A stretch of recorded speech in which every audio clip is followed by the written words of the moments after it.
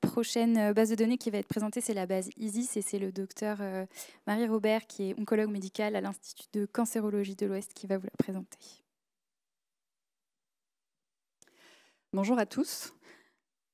Donc c'est un projet que je porte avec le docteur Aliette Deselus, qui n'a pas pu être présente et qui est gynécologue médicale. Et c'est un projet sur lequel on collabore avec 3 autres centres de lutte contre le cancer, que sont le centre Léon Bérard à Lyon, l'Institut Curie à Paris, et Lille avec le centre Oscar Lambret. Cette base de données, en fait, elle a vu le jour puisqu'on sait aujourd'hui que malheureusement, donc l'incidence du cancer du sein est en augmentation et qu'elle augmente, y compris chez les femmes jeunes, qu'il y a un recul en France et dans le monde, hein, d'ailleurs dans les pays développés, de l'âge de la première grossesse, et que de plus en plus de jeunes femmes vont arriver avec un cancer du sein sans avoir eu préalablement de grossesse. Et donc, cette base de données, elle vise à étudier les données reproductives des femmes après cancer du sein. Donc sont inclus toutes les femmes de moins de 50 ans, issues de ces 4 centres de lutte contre le cancer. Il y a un chaînage ensuite via le NIR avec les données du SNDS, et on verra quelles données. La particularité, c'est que les données qu'on va récupérer sur ces patientes vont être comparées avec des données issues du SNDS de femmes indemnes de cancer du sein, enfin de cancer en tout cas, pour pouvoir comparer les données reproductives après cancer du sein. Une autre petite particularité, c'est que depuis quelque temps, on a, donc après cancer du sein, les patientes peuvent avoir un traitement d'hormonothérapie, et donc les jeunes femmes, pour avoir une grossesse, on a un wash-out du traitement d'hormonothérapie qui était historiquement de 3 mois, hein, et c'est encore le cas dans la majorité des pays dans le monde, mais il y a une petite particularité française depuis le Covid, ce wash-out a été étendu à 9 mois.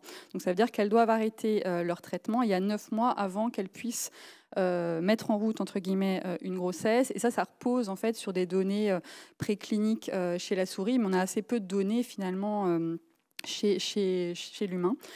Et donc, il y aura également des données. On va essayer de récupérer les données de santé sur au moins les 28 premiers jours des enfants issus de ces femmes après cancer du sein.